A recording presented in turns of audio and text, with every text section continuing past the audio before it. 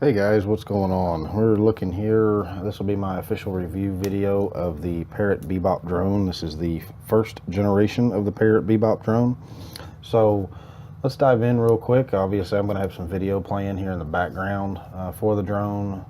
This shot that we're seeing here, it was a little bit windy that day. I tried to take it up to get some shots. I was going to get some shots going the other direction, but the wind just kept kind of blowing the drone around a little bit. It wasn't real stable.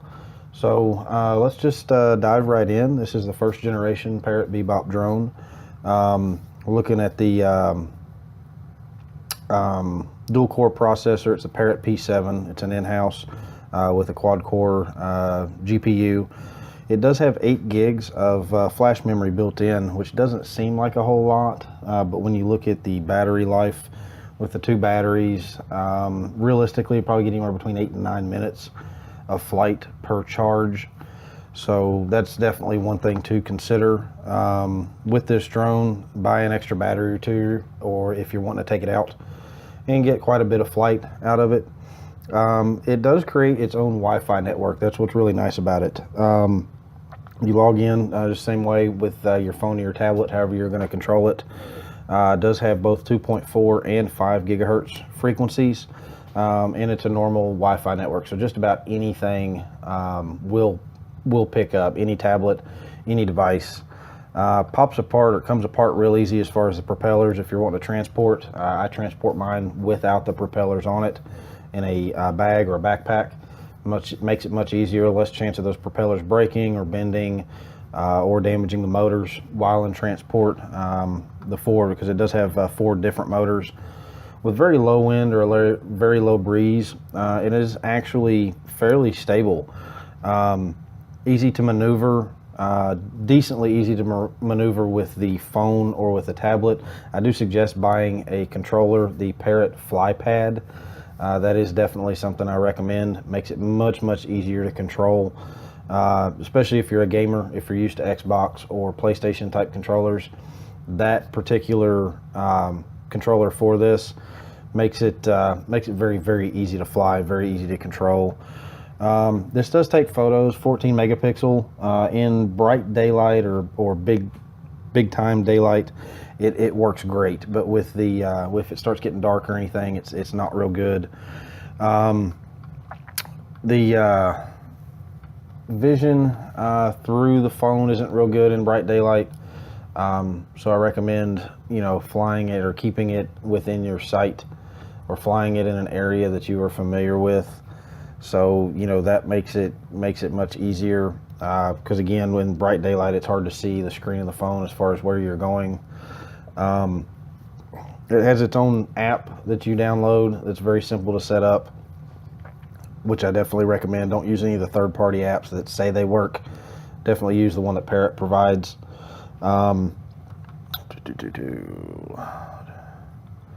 It does have a GPS system built into it, so it will return home, or you can pay for the free flight portion of the app and program your own routes pre-planned. That way you just hit one button and it takes off on its own. The return home is very nice. If it does get somewhere where you can't see it or whatnot, it will go and return home. The GPS sensor that's built into it, as you see, just saw in this video where I flew into a shady area and it all of a sudden flew straight up. That is one of the downfalls to this drone. There are some fixes for it as far as taking the cover off, and there it crashed.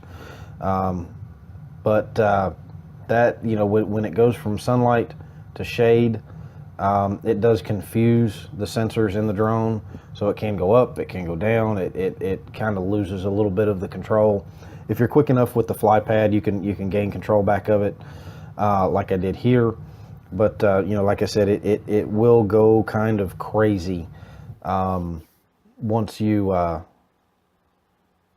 hit a shady spot or go from shade into sun. So that's kind of a downfall to this particular drone. So you know the motors on this one, they are brushless motors. Still make quite a bit of noise for being brushless, but they are stable. It is a fiberglass reinforced structure.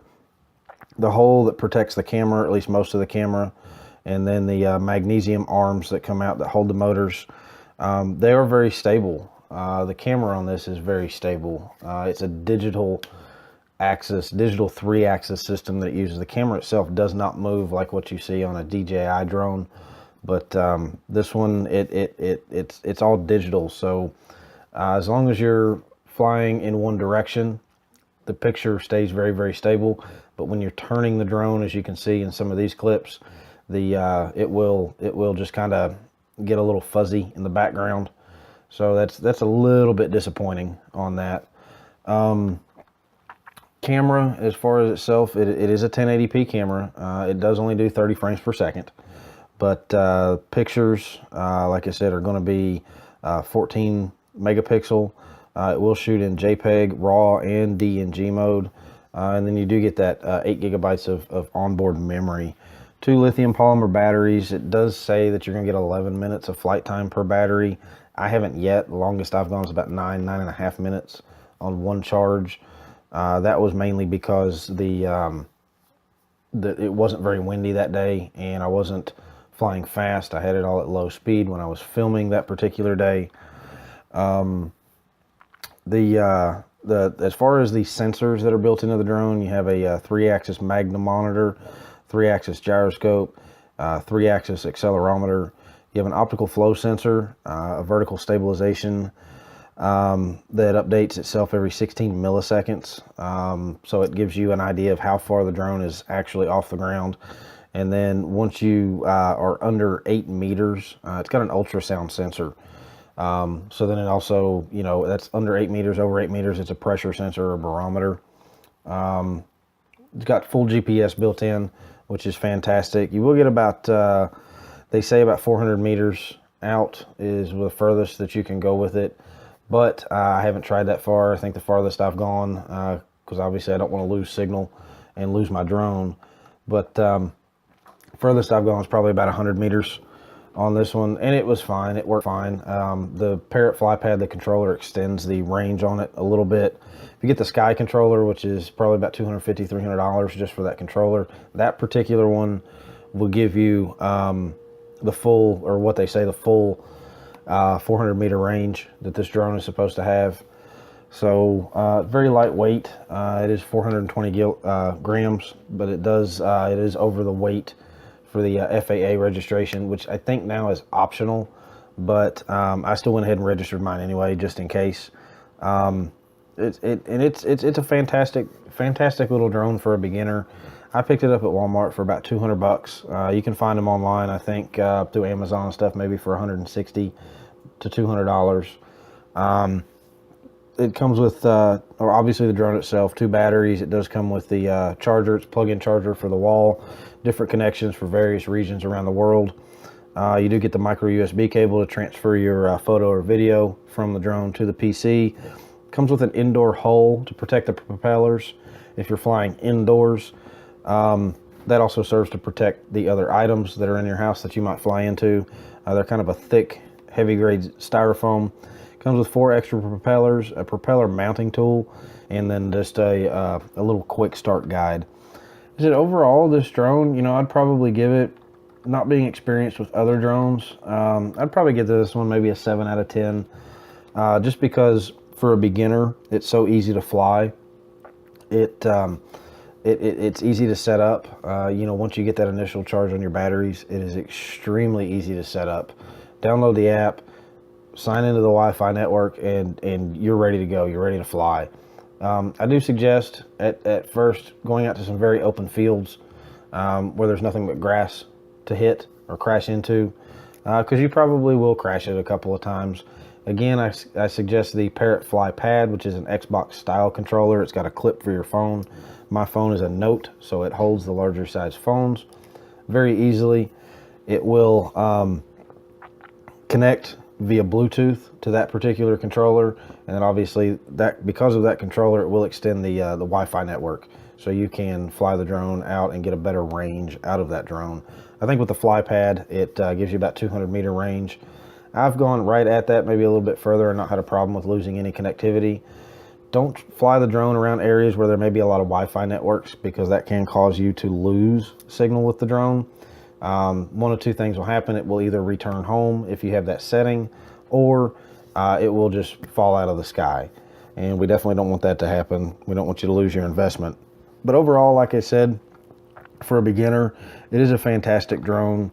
Parrot's website offers a full range of tutorials to go through, so you learn how to fly, learn how to control it, learn what the controls do.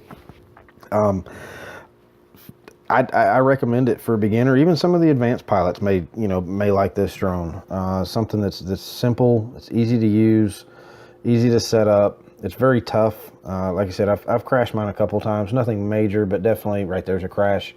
That one, I don't remember what happened. I think it just decided to go down and didn't come back up. So, but yeah, definitely recommend this drone. I haven't experienced the Bebop 2 yet, but eventually I plan on trying to get that drone too, and maybe a DJI drone, and comparing the three just to see what happens. If you don't mind, go ahead and give my channel a subscribe. I may do some more reviews on other products. Click that like button down below, and also check out some of the other channels that I've got listed, some of the channels that I recommend. Thanks for watching, and I'll talk to you again soon.